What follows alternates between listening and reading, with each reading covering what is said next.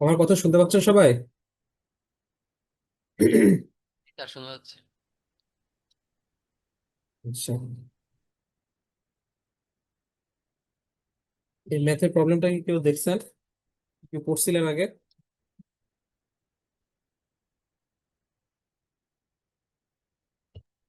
Sir করা হয় নাই, বাকি দেখছি স্যার। কোথাও কি বুঝতে সমস্যা আছে?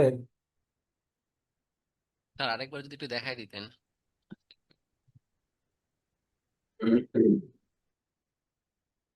এই কি মানে শুরু থেকে দেখাই দেবো একদম? স্যার একটু শুরু থেকেই দেখাই দেন। আচ্ছা,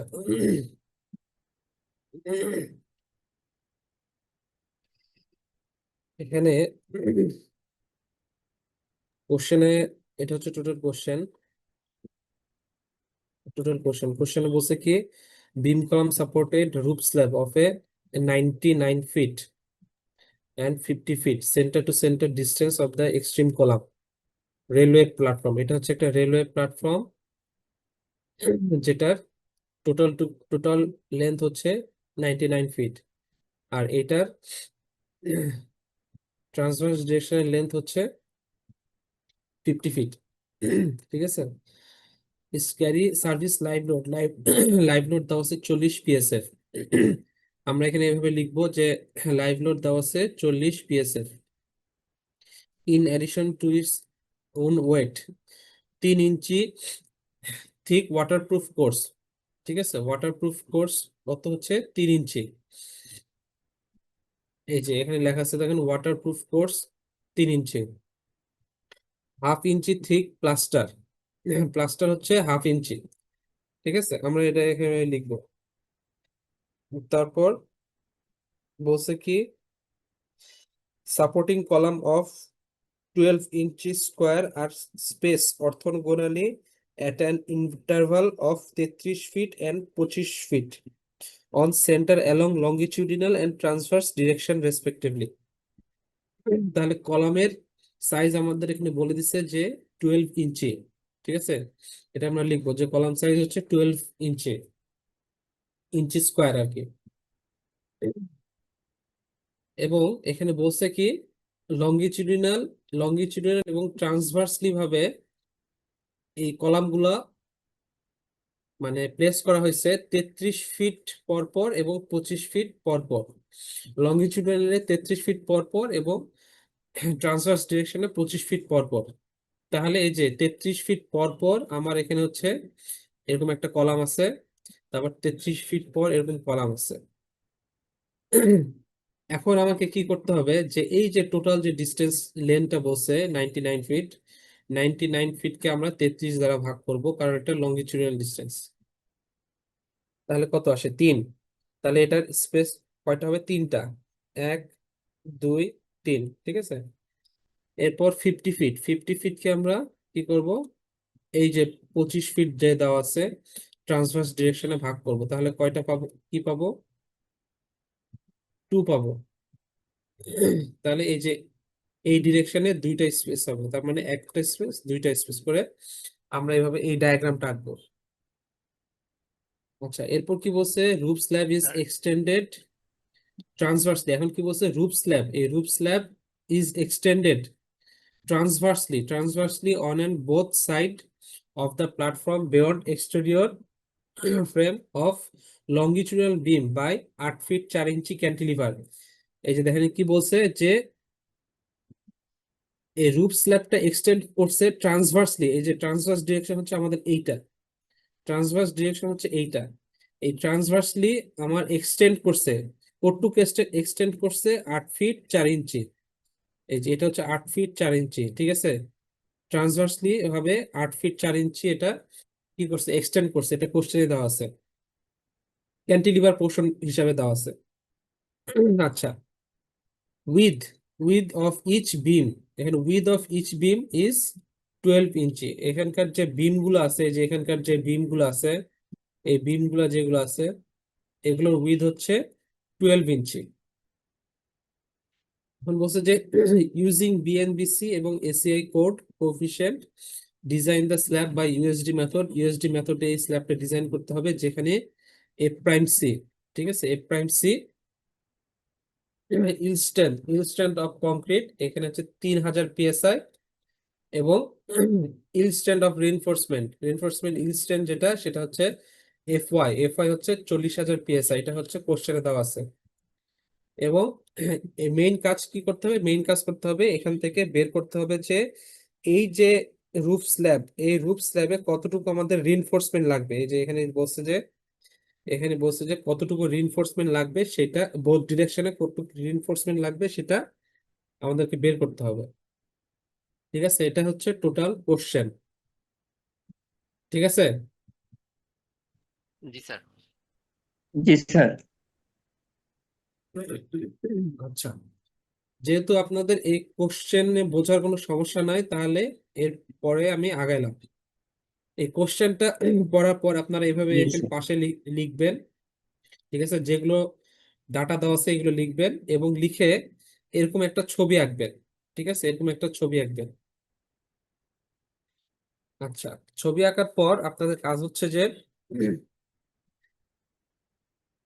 যেদিকে এই যে এই ইয়াগুলো দেখতেছেন, এই গ্রিড, এগুলো তো টোটালটা গ্রিড, হ্যাঁ, গ্রিডের মতো করে আমি ইয়া করছি, সাজাইছি।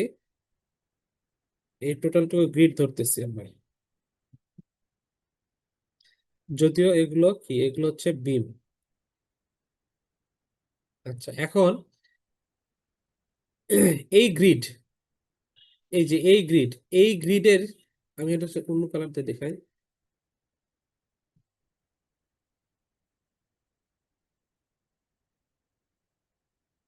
এই গ্রিড, এই গ্রিডের এর পাশে, এর বোথ দুই পাশে বা এক পাশে, যে পাশে থাকুক না কেন, যদি স্ল্যাব থাকে, তাহলে আমরা এটা এইভাবে হ্যাশ চিহ্ন করে দিব। ঠিক আছে, এই পোর্শনটুকু হ্যাশ চিহ্ন করে দিব। তারপর এই রেখার যদি পাশে যদি স্ল্যাব থাকে, সেক্ষেত্রে আমরা এভাবে হ্যাশ চিহ্ন করে দিব। এখন দেখেন, এই রেখার এই রেখার এই পাশে কি কোনো স্ল্যাব আছে?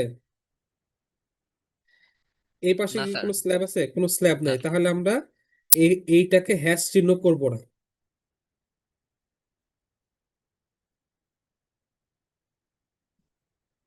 আচ্ছা, একই রকম ভাবে আমরা যদি এই গ্রিডটা যদি কল্পনা করি, এই গ্রিডটা কল্পনা করলে আমরা এই পাশে এই পাশে হচ্ছে স্ল্যাব আছে, তার মানে আমরা এটা এভাবে হ্যাশ চিহ্ন দিব। তারপর এই রেখার এই পাশে হচ্ছে স্ল্যাব আছে, এই জন্য আমরা এরকম হ্যাশ চিহ্ন দিব। একই রকম ভাবে এই রেখার এই পাশে স্ল্যাব আছে, আমরা হ্যাশ চিহ্ন দিব।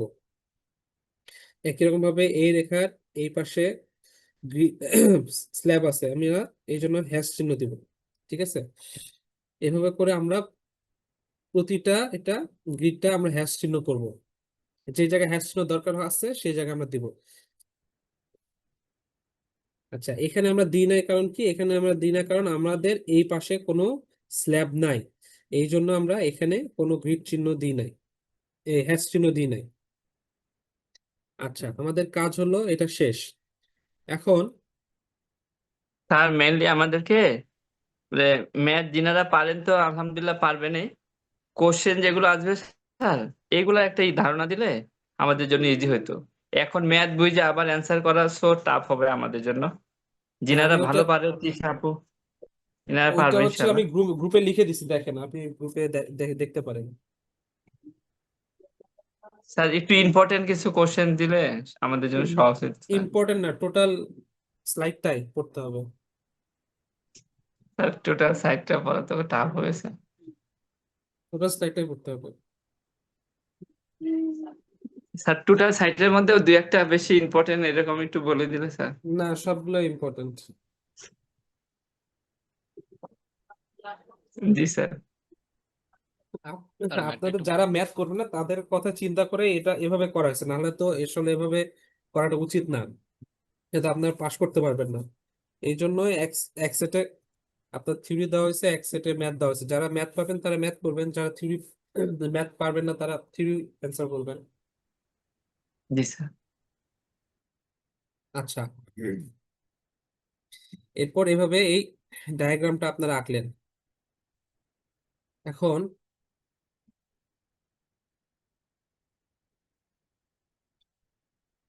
এই স্লাইডটা কি দেখতে পাচ্ছেন? এখন দুইটা পাশাপাশি স্লাইড রাখছে, এটা কি দেখতে পাচ্ছেন আপনারা? জি স্যার, দেখা যাচ্ছে। আচ্ছা, এখন এই যে এখানে দেখেন কয়েকটা কেসের নাম দেওয়া আছে, 1 থেকে 9 পর্যন্ত কেসের নাম দেওয়া আছে।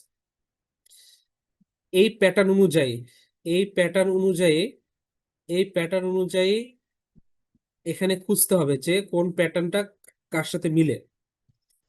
দেখেন তো, বড় দুই পাশে বড় দুই পাশে হ্যাশ চিহ্ন এবং ছোট পাশে হ্যাশ চিহ্ন, এটা কোন কেসের সাথে মিলে? এটা হচ্ছে 9 নম্বর কেসের সাথে মিলে। তো আমরা লিখবো যে কেস 9। একই রকম ভাবে আমরা হচ্ছে এইটা যদি ধরি, এই মিডিল গ্রেডেরটা যদি ধরি, তাহলে আমরা দেখতে পাচ্ছি বড় দুই পাশে হচ্ছে হ্যাশ চিহ্ন, ছোট দুই পাশে হ্যাশ চিহ্ন। তাহলে আমরা এই কেসে গেলে দেখেন কেস 2 তে আমরা দেখতে পাচ্ছি যে বড় দুই পাশে হ্যাশ চিহ্ন, ছোট দুই পাশে হ্যাশ চিহ্ন দেওয়া আছে। তাহলে এটার সাথে মিলে যায়, তাহলে আমরা এটার নামকরণ করব কি কেস 2। ঠিক আছে? এভাবে যেটার সাথে মিলে, এই ডায়াগ্রামের যেটার সাথে মিলে আমরা সেটার নামকরণ করে দিব এখানে। ঠিক আছে? স্যার তাহলে কি টেবিলটা কি আমাদের স্যার মুখস্থ রাখতে হবে, মানে মনে না, রাখতে হবে? মুখস্থ রাখতে হবে না, এটা দিয়ে দেওয়া হবে। আচ্ছা স্যার। আচ্ছা, এরপর কাজ শেষ আপনাদের। এই পর্যন্ত কাজ শেষ। আপনারা এই কোশ্চেন দেখে এই গ্রিড মানে স্ল্যাবের প্যাটার্নটা আপনারা আঁকলেন, ক্যান্টিলিভার পোর্শন থাকলে ক্যান্টিলিভার পোর্শন আঁকলেন। আঁকার পর গ্রিড এভাবে আসলো। আসার পরে আপনারা কেস লিখলেন, হ্যাশ চিহ্ন দিলেন, তারপর হ্যাশ চিহ্ন অনুসারে অনুসারে কেস গুলো লিখলেন। এটা আপনাদের কাজ শেষ। ঠিক আছে? আচ্ছা, এখন ম্যাথে আসি।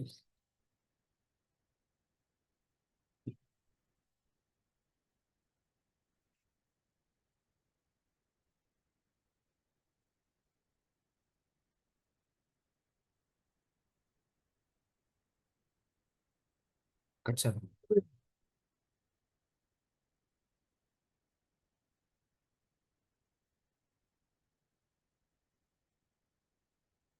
এখন ফার্স্ট স্টেপ দেখেন। ফার্স্ট আমাদের হচ্ছে ক্লিয়ার ডিস্টেন্স বের করতে হবে। ক্লিয়ার ডিস্টেন্স বের করতে হবে, শর্ট ডিরেকশন আর লং ডিরেকশনে বের করতে হবে।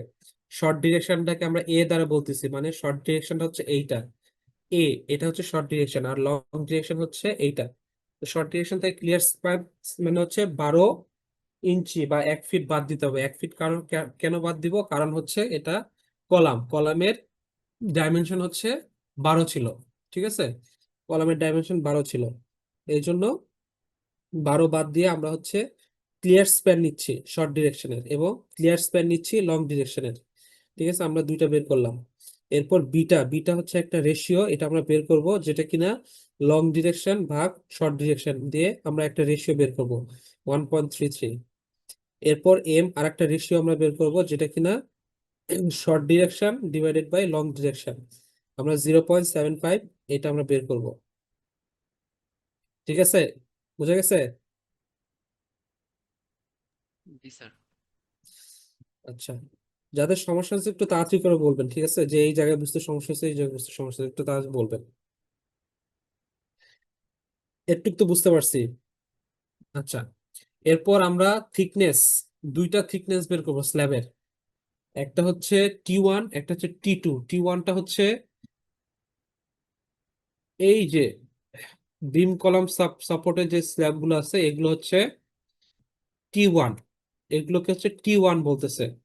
আর এই ক্যান্টিলিভার পোর্শনের যে স্ল্যাব, এই পোর্শনটা এটাকে হচ্ছে T2 বলতেছে। ঠিক আছে? এটা হচ্ছে T2, এটা T2, আর এই মাঝখানেরটা হচ্ছে T1। ঠিক আছে? তাহলে T1 স্ল্যাবটা বের করতেছি। T1 স্ল্যাব বের করার সূত্র হচ্ছে LL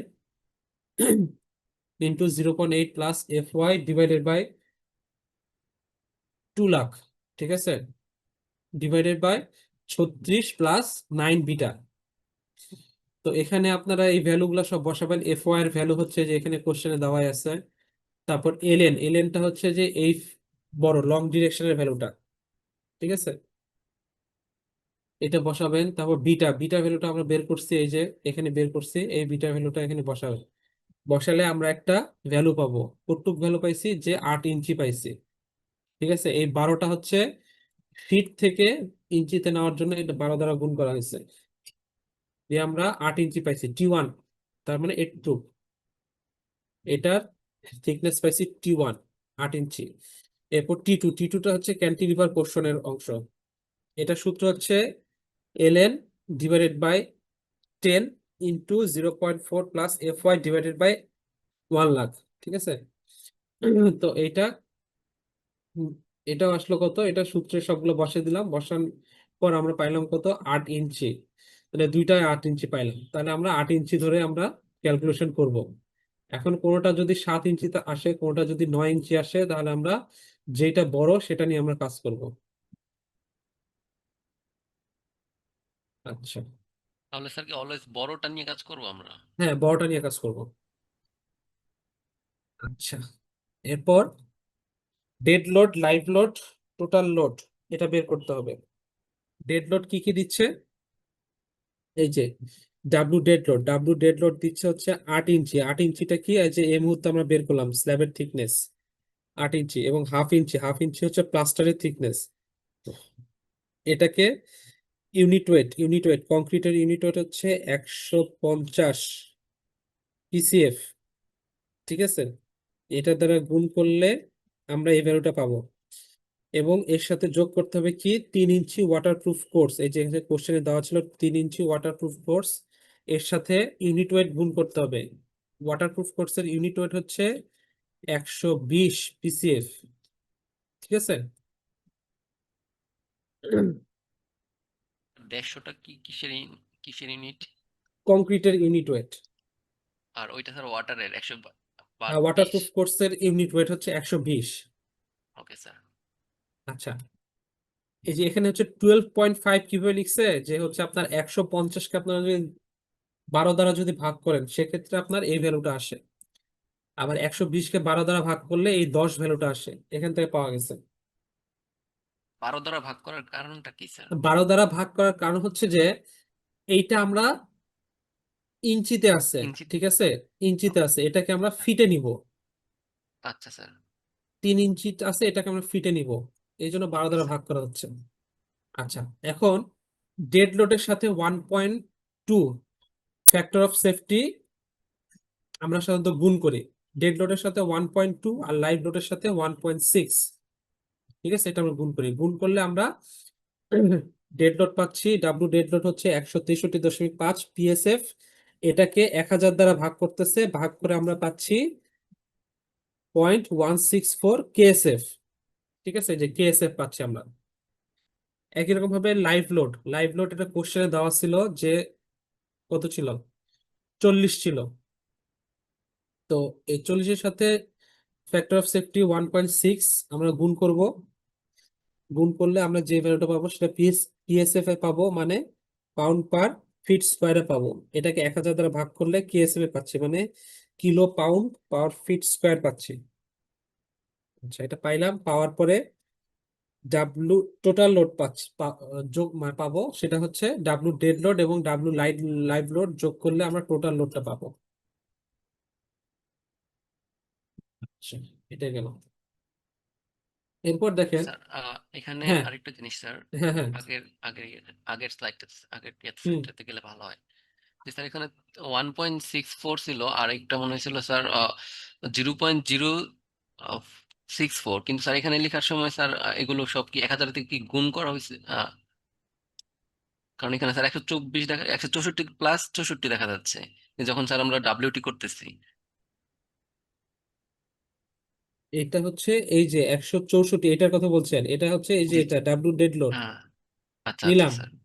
জি স্যার। তারপরে এই 64 এটা নিলাম, এটা হচ্ছে এইটা। ঠিক আছে, স্যার আমরা তাহলে স্যার ভাগ করা ছাড়াটাকে যোগ যোগ করতেছি।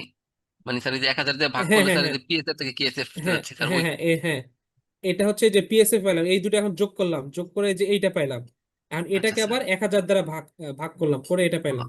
আপনার ওকে আবার স্যার। এই দুটো যোগ করলে পাবেন, তখন আবার ভাগ করতে হবে না, একই জিনিসই আসবে। ওইটাই স্যার জানতে চাচ্ছিলাম যে স্যার আমরা ওইটা যোগ করলেই তো হয়ে যাচ্ছে, তাহলে স্যার আমরা ওটা যোগ আলাদাভাবে করলে আর ওটা হয়ে করতে যাচ্ছে, হচ্ছে না। হ্যাঁ। হ্যাঁ, হ্যাঁ আলাদাভাবে ওকে। করতে হচ্ছে না। আচ্ছা, এই পর্যন্ত কোনো সমস্যা আছে? না স্যার। থাকার কথা না। আচ্ছা, এর পরের স্টেপটা হচ্ছে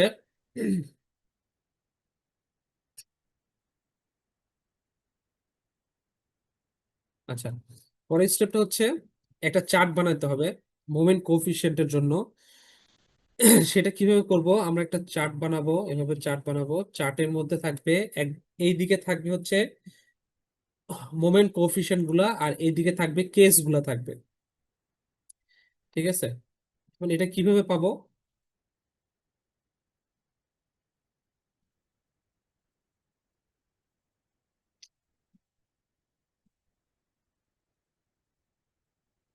এখন আমরা দুইটা দেখতে পাচ্ছি, দুইটা পিডিএফ দেখতে পাচ্ছি। জি স্যার, দেখতে পাচ্ছি। আচ্ছা, আমাদের এখানে কয়টা কেস ছিল? কেস 9 এবং কেস 2। আমরা কই থেকে পাইছি? আমরা এই চিত্র থেকে আমরা পাইছি যে কেস 2 এবং কেস 9। আচ্ছা, তো আমরা এখানে লিখবো যে কেস 2 এবং কেস 9 লিখলাম, এবং আপনাদের এখানে কোশ্চেনে এরকম পিডিএফ দেওয়া থাকবে বা এরকম চার্ট দেওয়া থাকবে, যেখানে লেখা থাকবে যে কোফিশিয়েন্ট ফর নেগেটিভ মোমেন্ট। ঠিক আছে, সি এ নেগেটিভ, সি বি নেগেটিভ। ঠিক আছে, তো এখান থেকে আমরা এটা লিখবো যে সি এ নেগেটিভ, সি বি নেগেটিভ, এটা লিখবো। আচ্ছা, এরপরে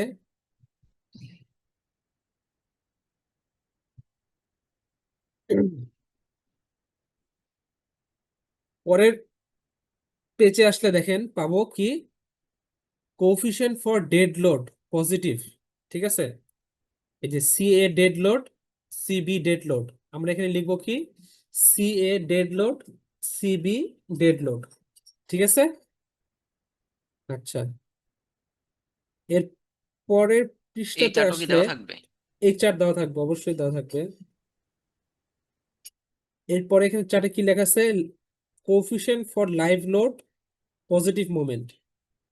এরপর আমরা কি লিখবো? এই যে C A live load, CB live load, আমরা এখানে লিখলাম C A live load, CB live load. তাহলে আমার এইটা শেষ। ঠিক আছে, এটাও পাইলাম এবং এখান থেকে কেসও পাইলাম। আচ্ছা, এখন আসে, এখন এগুলোর ভ্যালুগুলো আমরা বসাবো, কিভাবে বসাবো? হুম, ফার্স্টে হচ্ছে আমরা সি এ মাইনাস কোফিশিয়েন্ট, যেটা এই যে negative moment, coefficient of negative moment, এটাতে আসবো। এটাতে আসার পর, এটাতে আসার পর আমার এম রেশিও আমরা বের করছিলাম, প্রথমে আমরা এম রেশিও একটা বের করছিলাম। এম রেশিও হচ্ছে 0.75। ঠিক আছে, আমরা এখানে এম রেশিও যে এখানে দেওয়া আছে, এম রেশিও, এম রেশিও হচ্ছে 0.75। আমরা এখানে আসলাম, এখানে আসার পর আমরা প্রথমে কেস 2 এর জন্য আসি। কেস টু, কেস টু কোথায় ছিল? এইটা কেস টু। কেস 2 এর জন্য আমরা এখানে আসব, এখানে দুইটা দুইটা ভ্যালু পাচ্ছি, একটা সি এ নেগেটিভের জন্য, সিবি নেগেটিভের জন্য। সি এ নেগেটিভের জন্য, সিবি নেগেটিভের জন্য 0.069, আমরা 0.069 এটা একটা লিখলাম, আর একটা লিখলাম 0.022, এটা লিখলাম 0.022, এটা একটা লিখলাম। ঠিক আছে, একই রকম ভাবে আরেকটা কেস আছে আমাদের, কেস 9। এই কেস 9-এ গেলাম, কেস 9-এ যাওয়ার পর এম ভ্যালু, এম ভ্যালু হচ্ছে 0.75। ঠিক আছে, এটার জন্য এই ভ্যালুটা, দুইটা ভ্যালু পাবো, 0.078, এই যে 0.078। আর সিবি নেগেটিভের জন্য 0.014, 0.014 আমরা এখানে বসালাম। ঠিক আছে, এখন এই দুটা ভ্যালুর জন্য এই ঘরে, সি এ নেগেটিভের জন্য এই ঘরে, এই দুটা ভ্যালুর মধ্যে যে ভ্যালুটা বড় সেই ভ্যালুটা আমরা নিব। ঠিক আছে, এই দুটা জি স্যার। ভ্যালুর মধ্যে যে ভ্যালুটা বড় সেটা আমরা নিব। একই রকম ভাবে b negative, coefficient of b, এটার মধ্যে যেটা বড় সেটা নিব। এভাবে করেই এই টোটাল এটা ফিল আপ করতে হবে, বসাইতে হবে। আশা করি এই জিনিসটা পারবেন, কারণ একই রকম জিনিসটা এই যে পজিটিভ ডেড লোড পজিটিভের ক্ষেত্রে আমরা ফার্স্টে 0.75-এ যাব, তারপর কেস টু থেকে এই দুটা ভ্যালু আমরা পাবো, এবং কেস 9-এ এই দুটা ভ্যালু আমরা পাবো। এই দুটা ভ্যালু আমরা এখানে বসাই দিব। এরপরে এই দুটা ভ্যালুর মধ্যে যেটা বড় সেটা আমরা নিয়ে কাজ করব। ঠিক আছে, এই চারটা তো বোঝা গেছে নাকি? জি স্যার। আচ্ছা, এখন এরপর হচ্ছে কন্ট্রোলিং মোমেন্ট। কন্ট্রোলিং মোমেন্টটা কি? কন্ট্রোলিং মোমেন্টটা হচ্ছে মোমেন্টের সূত্র দিয়ে আমাদের বসাতে হবে। পজিটিভ মোমেন্টের সূত্র C A dead load plus W dead load into A square plus C A live load plus W live load into A square. এটা হচ্ছে মোমেন্টের সূত্র, পজিটিভ মোমেন্টের সূত্র।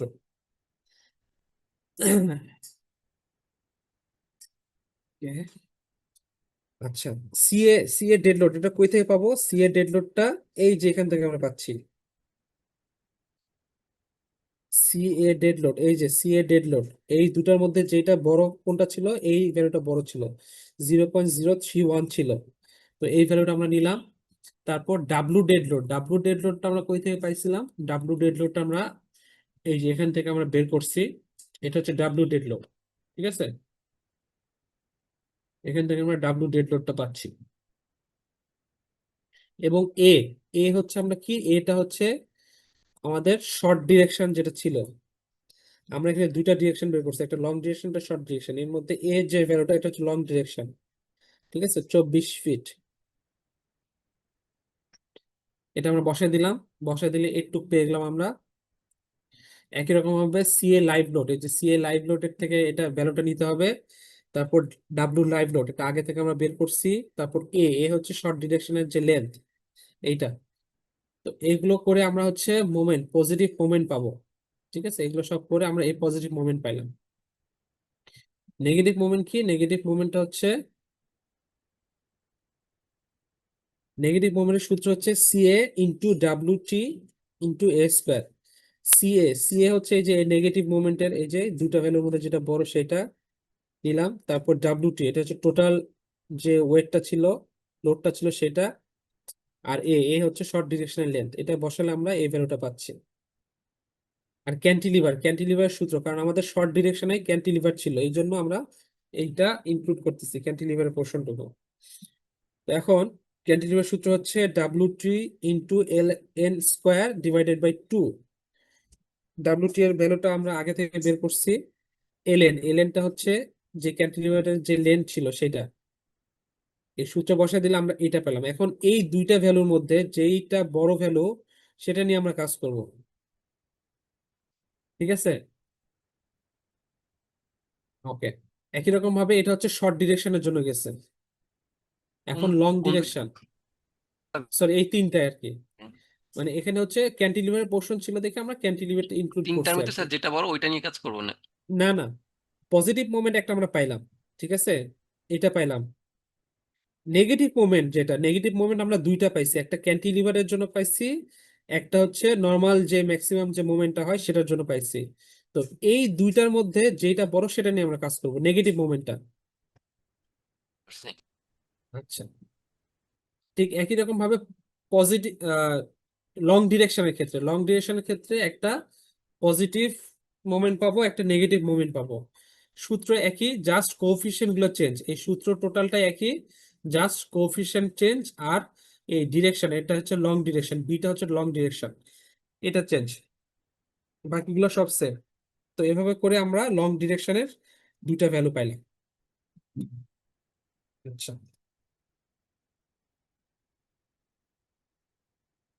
এখন আমরা রিভার বের করব। এটা হচ্ছে রিভার বের করার সূত্র। এ মানে হচ্ছে শর্ট ডিরেকশন আমরা প্রথমে বের করতেছি। ঠিক আছে, পজিটিভ মোমেন্ট। এএস এএস মানে এরিয়া অফ স্টিল। এটা সূত্র হচ্ছে MU into 12 divided by 0.9 into FY d minus a/2। ঠিক আছে, এটা হচ্ছে সূত্র। এখন এই সূত্রের এমিউটা হচ্ছে আমরা এই যে আমরা বের করলাম এই মাত্র এমিউটা, এটা হচ্ছে এমিউর ভ্যালুগুলা। ঠিক আছে, এমিউর ভ্যালুগুলা এইগুলো, এমিউর ভ্যালুটা এটা এখানে বসাবো। 12, তো 12ই থাকলো 0.9 এফ ওয়াই হচ্ছে কোশ্চেনে দেওয়া ছিল। ডিটা কি? ডিটা হচ্ছে যে আমার যে স্ল্যাবের যে থিকনেস টোটাল ছিল 8 ইঞ্চি, এখান থেকে আমরা এই ক্লিয়ার কভার এখানে, ঠিক আছে, রড তো এখানে নিচে বসবে, এখান থেকে নিচের আমরা 1 ইঞ্চি বাদ দিব। ঠিক আছে, 1 ইঞ্চি বাদ দিলে থাকে 7 ইঞ্চি, সেই 7 ইঞ্চিটাই হচ্ছে এখানে লিখছে ডি। আর a/2, এটা আমরা কিভাবে পাবো? এটা হচ্ছে সূত্র আছে, এ হচ্ছে AS/FY/0.85 F'(C)B। এখন টা কি? টা হচ্ছে আমরা এই যে এই যে ভ্যালুটা পাবো, সেই ভ্যালুটা আমরা এখানে বসাবো ইন্টু এফ ওয়াই কোশ্চেন দেওয়া আছে 0.85 F'(C) কোশ্চেনে দেওয়া আছে। আর বিটা হচ্ছে উইথ অফ দা বিম, এটা হচ্ছে কোশ্চেনে দেওয়া আছে 12 ইঞ্চি ছিল। এগুলো বসালে আমরা এও পাবো, এসও পাবো। এখন এখানে একটা চেক দিতে হবে। চেকটা কি? চেকটা হচ্ছে মিনিমাম কতটুকু রিইনফোর্সমেন্ট লাগবে। এইটা আমরা বের করলাম, যে সূত্র দিয়ে বের করলাম যে এতটুকু রিইনফোর্সমেন্ট লাগবে। ঠিক আছে, এতটুকু রিইনফোর্সমেন্ট লাগবে, সূত্র দিয়ে বের করলাম। কিন্তু একটা মিনিমাম রিইনফোর্সমেন্টের একটা সূত্র স্যার আছে। স্যার হ্যাঁ, একটা কোশ্চেন ছিল হ্যাঁ। স্যার। এএস বের করার সময় স্যার আমাদের যে এ এর মানটা লাগবে, এই এ এর মানটা বের করার জন্য তো স্যার আবার আমার এএস এর মানটা লাগবে। স্যার আমি এস এর, কিভাবে তাহলে কোনটা থেকে কোনটা? আচ্ছা, এটা বের করতে হলে আপনাদের কাছে ক্যালকুলেটর আছে? জি স্যার, ক্যালকুলেটর আছে স্যার। আচ্ছা, ফার্স্টে আপনাদেরকে কিভাবে দেখাবো এই জিনিসটা। উম, আচ্ছা, ফার্স্টে আপনারা এই জিনিসটাকে ক্যালকুলেটরে তুলতে পারবেন? কোনটা দেখা? স্যার এএস থামেন, আমি বলতেছি।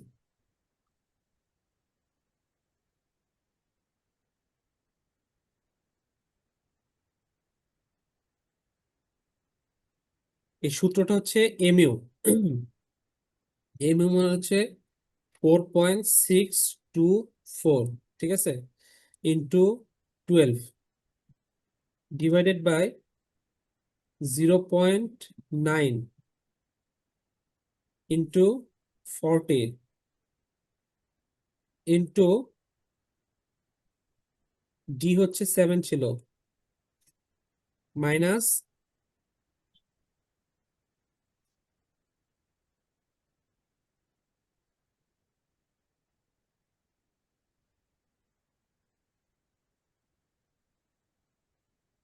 এটা একটু খাতায় সবাই একটু তুলে নেন তো তাড়াতাড়ি করে, জুমের ইয়াটা শেষ হয়ে যাবে, টাইমটা শেষ হয়ে যাবে। এখন আমরা এটুক বসালাম, এটা কি বসাইছি জানেন? এইটা বসাইছি আমরা এই ভ্যালুটা। এএস হ্যাঁ, এই ভ্যালুটা বসাইছি। এখন আমরা কোলন চিহ্ন দিব, কোলন চিহ্ন দিয়ে আমরা এখন বসাবো কি? এই ভ্যালুটা বসাবো। ঠিক আছে, এই ভ্যালুটা বসানোর জন্য ফার্স্টে টাকে আমরা হচ্ছে একটা ঘর ঘর আকারে চিহ্ন করে দিলাম, ইন্টু এফ ওয়াই এর ভ্যালু হচ্ছে কত? 40। এরপরে হচ্ছে 0.85 ইন্টু F'(C) এর ভ্যালু হচ্ছে 3 ইন্টু বি এর ভ্যালু হচ্ছে 12। ঠিক আছে, এটা কি ক্যালকুলেটর তুলতে পারবো? জি স্যার। স্যার এটা কিভাবে তুলবো? এটাই তো স্যার বুঝতেছি না আচ্ছা, ঠিক আছে, ক্যালকুলেটারে। ফার্স্টে আগে এই পোর্শনটুকু তুলতে পারবেন, এই যে মাঝখানে স্যার এইভাবে যে করে প্রথম ক্লোজটা আছে পোর্শনটুকু। ওইটা, হ্যাঁ, প্রথম অংশটুকু স্যার তুলতে পারবো। আচ্ছা, এই যে এখন ঘর যে আমি এই দেখাইছি না, এই ঘরে হচ্ছে স্যার আপনারা এখানে দিবেন কোনো অ্যান্সার, ANS, অ্যান্সার। জি স্যার। এটা মানে কি পারছেন? ক্যালকুলেটর থেকে স্যার এএনএস টা দিব?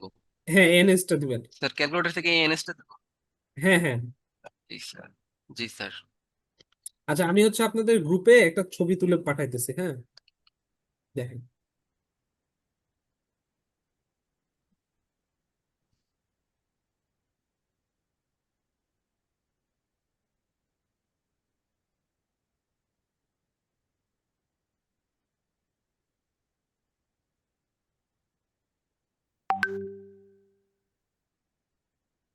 দেখছেন? জি স্যার, দেখছি স্যার, এভাবেই স্যার তুলছি। আচ্ছা ঠিক আছে। এরপরে আপনারা কি করবেন?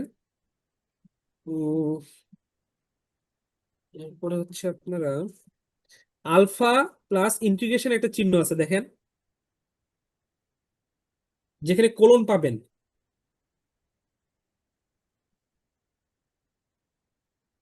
স্যার ওইটারও একটা স্যার ছবি তুলে দিয়েন স্যার, তাহলে বুঝতে পারবো স্যার কোন জায়গা থেকে স্যার ইন্টিগ্রেশন চিহ্নটা বসাইছেন। ওকে।